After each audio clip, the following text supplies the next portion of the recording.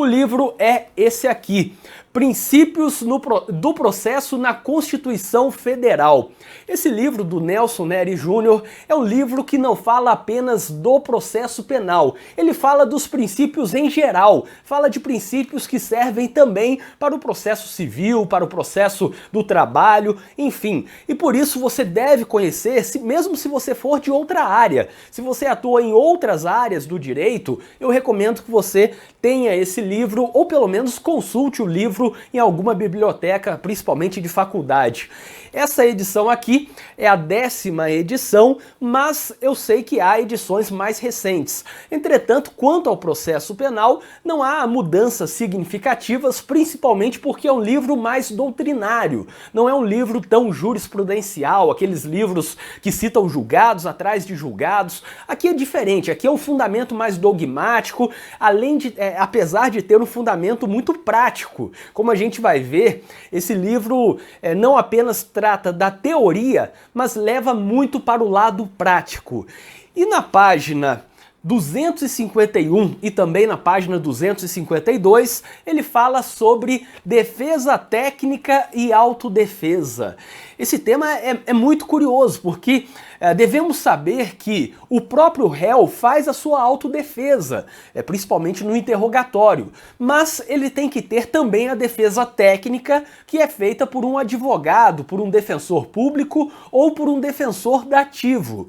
Vejam, aqui na página 251 diz o seguinte: a defesa, para ser ampla, tem de ser patrocinada por profissional legalmente habilitado que tenha capacidade postulatória, qualidade ostentada pelo advogado, defensor público, procurador da advocacia pública em geral e membro do Ministério Público. A defesa leiga, sem advogado, não é ampla, mas restrita. Então aqui ele está falando que, para ampla defesa, precisamos de um profissional habilitado. Isso é o básico, todos sabemos disso. Apesar de termos algumas peças que não dependem de advogado, como o habeas corpus, é recomendável, até nesse caso, até no caso do habeas corpus, que não precisa de advogado, é recomendável que tenha um advogado fazendo a fundamentação, porque não é apenas uma fundamentação fática. Tem que fundamentar do ponto de vista jurídico, falar sobre o pedido, falar sobre liminar. Então, o trabalho do advogado é evitar que seja uma defesa restrita, limitada, e que ela seja de fato ampla. E aí, continuando, ele diz o seguinte: o direito de ampla defesa possui duplo perfil, caracterizado pela defesa em sentido técnico, defesa formal, e pela defesa em sentido material, autodefesa. Então, você tem que saber que a ampla defesa tem, como eu disse, tanto a defesa formal, que é a defesa técnica, feita pelo advogado, como tem também a autodefesa. E por isso ele faz essa separação entre defesa em sentido técnico e defesa em sentido material. A em sentido material é feita pelo próprio acusado, pela própria parte que faz a sua autodefesa.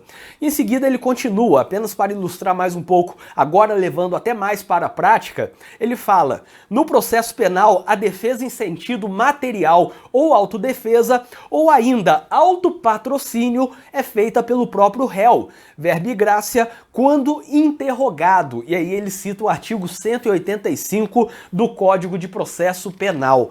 Em outras palavras, quando o réu participa da audiência, e a gente sabe que no processo penal, segundo o Código de Processo Penal, o interrogatório é o último ato da instrução, depois da oitiva de todas as testemunhas, peritos, enfim, todo mundo que tiver que ouvir, ouve antes do interrogatório.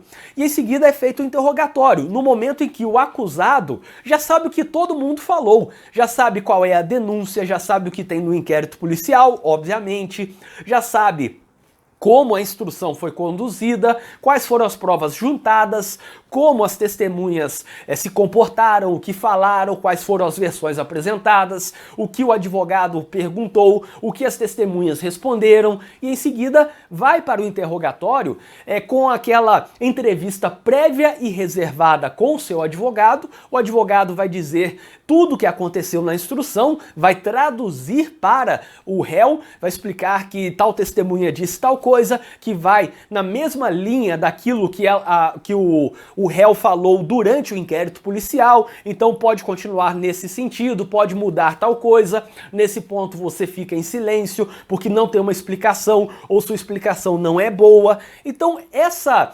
autodefesa, ela é feita até de certa forma com a ajuda da defesa técnica, porque quando o réu se sentar para ser interrogado, ele já conversou com o advogado dele vai estar do lado para interromper em caso de algum abuso, para falar que ele deve ficar em silêncio, para falar que ele deve responder algumas coisas e deve até falar a mais. Normalmente, no final do interrogatório, os juízes perguntam, tem mais alguma coisa que você deseja falar em sua defesa? Esse é o último momento da instrução para a sua defesa. Tem mais alguma coisa que você gostaria de falar? E o réu pode falar outras coisas que não foram perguntadas. Então isso é a autodefesa com a grande colaboração, obviamente, da defesa técnica.